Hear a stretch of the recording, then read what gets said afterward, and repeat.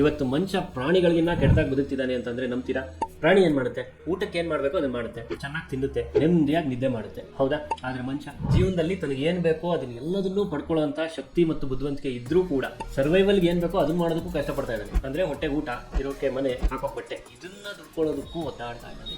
Okay, ನೆಮ್ಮದಿಯಾಗಾದ್ರೂ ಇದಾನ? ನೂರಾರು ಆಸೆಗಳಿದ್ರು, ಪೂರೈಸ್ಕೊಳ್ಳೋ ಶಕ್ತಿ ಇದ್ರೂ ಕೂಡ ಅದನ್ನ ಅಚೀವ್ ಮಾಡೋದಕ್ಕೆ ಆಕ್ಷನ್ಸ್ ತಗೊಳ್ಳದೆ ಬರೀ ಫ್ಯೂಚರ್ ಬಗ್ಗೆ ಚಿಂತೆ, ಭಯ, ಬೇಜಾರು, ದುಃಖ, ದ್ವೇಷ, ಅಸೂಯೆ, ಸ್ವಾರ್ಥ ಇದೆಲ್ಲದನ್ನು ಮನಸ್ಸಲ್ಲಿ ಇಟ್ಕೊಂಡು ನೆಮ್ಮದಿನೇ ಇಲ್ಲದೆ ಪ್ರಾಣಿಗಳಿಗಿನ್ನ ಕೆಟ್ಟದಾಗಿ ಬದುಕ್ತಾ ಇದ್ದಾನೆ. ಇವತ್ತು ಬರೀ ಕೆಲವಷ್ಟು ಮಂದಿ ಮಾತ್ರ ದೇವರು ಮನುಷ್ಯನಿಗೆ ಕೊಟ್ಟಿರುವಂತಹ ಬುದ್ಧಿವಂತಿಕೆ ಮತ್ತು ಶಕ್ತಿನ ಯೂಸ್ ಮಾಡಿಕೊಂಡು ವಂಡರ್ಫುಲ್ ಲೈಫ್ ನ ಲೀಡ್ ಮಾಡ್ತಾ ಇದ್ದಾರೆ. ಆದ್ರೆ ಇವತ್ತು majority of the people survival ಇಂದ ಆಚೆ ಯೋಚನೆ ಮಾಡೋ ಶಕ್ತಿ ಕೂಡ ಕಳ್ಕೊಂಡ್ಬಿಟ್ಟಿಲ್ಲ. ಮನುಷ್ಯನ ದೇವರು ಬರೀ ಪ್ರಾಣಿಗಳ ತರ ಸರ್ವೈವಲ್ ಫೈಟ್ ಮಾಡಿ ಅಂತ ಕಳಿಸ್ಕೊಟ್ಟಿಲ್ಲ.